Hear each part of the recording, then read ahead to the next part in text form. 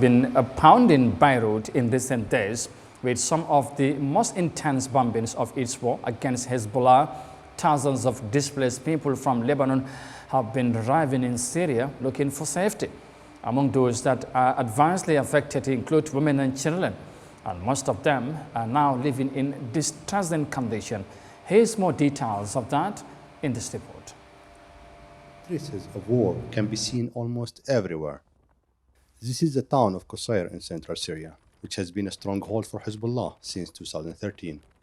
Hezbollah, alongside the Syrian military, previously pushed rebels out of the town in one of the most violent confrontations ever recorded throughout the Syrian civil war. The border crossing here is considered one of the most dangerous. According to the Israeli military, this town is a weapon supply route for the armed group in Lebanon. The main difficulties are connected with overcrowdedness, which started on the first day of Israeli aggression in Lebanon. We've had massive flows of both Lebanese coming into Syria and Syrians who lived in the affected areas of Lebanon. The stories of the people here vary, but all converge on shared suffering. Bashar is a Syrian who was displaced from Raqqa city in Syria, which is now under the control of the US and its proxies. He previously fled from Raqqa to Lebanon in 2017. Entry to Raqqa again is a daunting task as it remains under occupation. I left my city Raqqa because I did not want to see war. I worked in Lebanon up until this year, but when the situation worsened, we were forced to leave. We could not bring anything, not even something to eat. The humanitarian situation is deteriorating, as more than 100,000 Lebanese and Syrians are being displaced out of Lebanon because of the ongoing conflict. Hussam is trying to enter Syria with some of his neighbors who were wounded by the Israeli airstrike in eastern Lebanon. Now he is in a hurry to find them timely medical attention and treatment.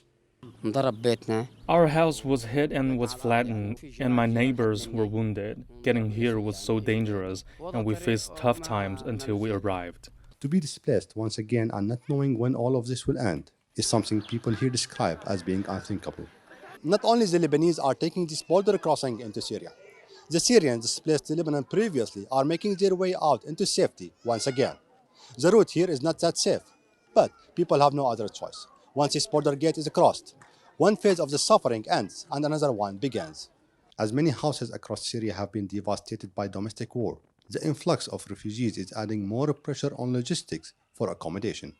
Some Lebanese who could not find houses are taking to churches and other public places for temporary shelter. They say they came here fleeing bombs and fearing that their children would be traumatized.